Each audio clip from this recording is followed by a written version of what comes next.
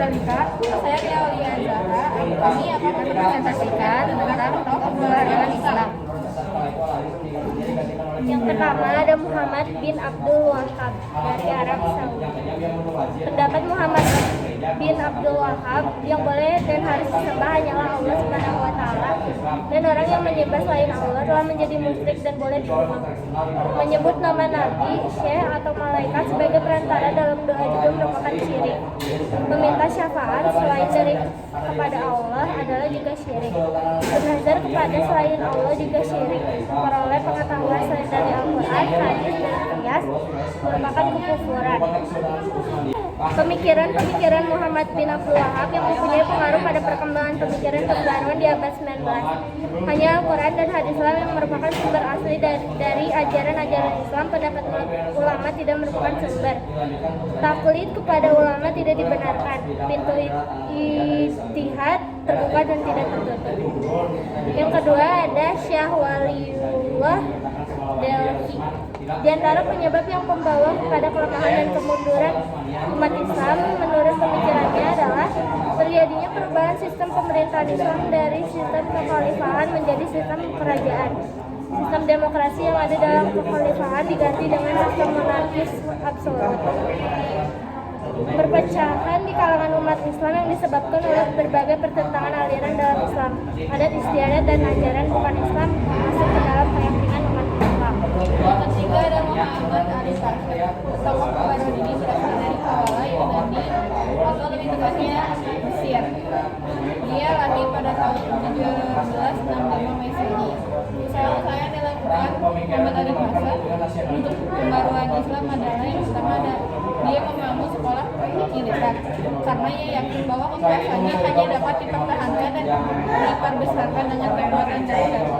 Yang kedua ada sekolah modern karena pada zamannya hanya masih ada sekolah tradisional yang belum ada ilmu pengetahuan modern dan sains di dalamnya. Yang keempat ada Al-Batahli, dia juga berasal dari Mesir. Beberapa pemikiran tentang pembaruan Islam menurut Al-Batahli, yang pertama ada kekuasaan raja yang absolut harus dibatasi oleh syariat. Raja harus bermusyawarah dengan ulama dan kaum intelektual. Yang kedua ada syariat harus diartikan sesuai dengan perkembangan modern. Yang ketiga, kaum ulama harus mempelajari filsafat dan ilmu pengetahuan modern agar syariat dapat menyesuaikan diri dengan kebutuhan masyarakat modern. Yang keempat ada pendidikan harus bersifat universal. Misalnya wanita harus memperoleh pendidikan yang sama dengan kaum pria. Dan yang terakhir ada umat Islam harus dinamis dan meninggalkan sifat statis. Yang kelima ada Jamaluddin Al-Afghani, yaitu dari Afghanistan.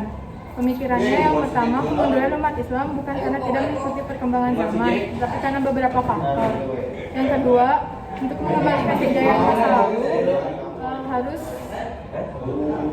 kembali kepada ajaran Islam murni.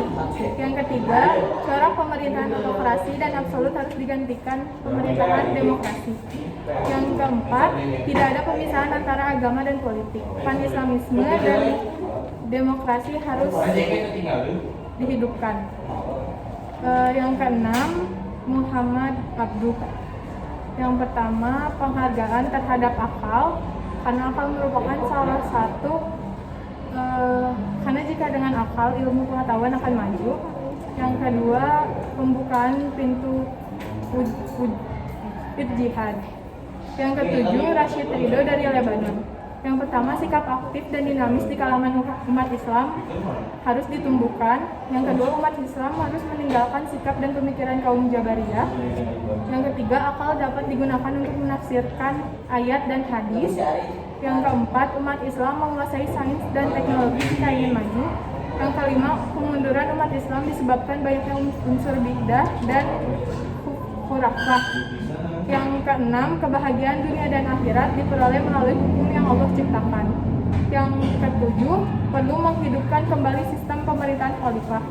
Khalifah adalah penguasa di seluruh dunia Islam yang bidang agama dan politik.